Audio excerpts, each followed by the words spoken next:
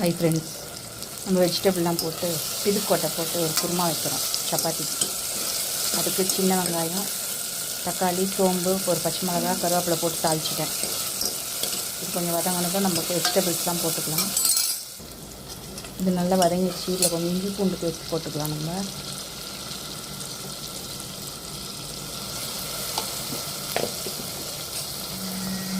Cut பண்ணி வச்சுருக்க beans போட்டுடலாம். கேரட் கட் பண்ணி வச்சுருக்கேன். இது பிஞ்சு முருங்கைக்காய், இதையும் அதில் போட்டுக்கலாம். நல்லாயிருக்கும் குருமாவில். இதெல்லாம் இதில் போட்டுடலாம். இதில் உப்பு போட்டுக்கலாம், இந்து கல்லுப்பு. இது என்ன தெரியுமா, இது மொச்சக்கொட்டை ஊற வச்சு தோல் பிதுக்குனது, பிதுக்கு கொட்டை இது பேர். இதை நம்ம இதில் போட்டுக்கிறோம் குருமாவில்.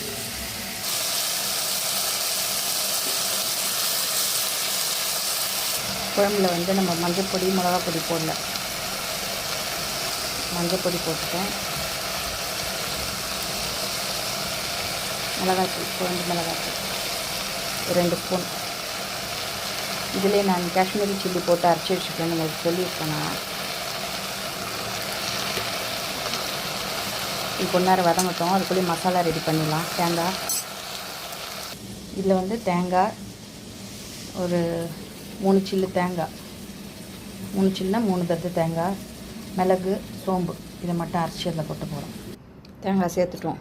தேங்காய் அரைக்கிறச்சே நான் என்ன பண்ணேன், ஒரு 2 ஸ்பூன் பொட்டுக்கடலை சேர்த்துக்கிட்டேன். அப்போ தான் குழம்பு கொஞ்சம் திக்னஸ் வரும். ஸோ அதனால் நீங்களும் போட்டுக்கோங்க. சப்பாத்திக்கு நல்லாயிருக்கும்.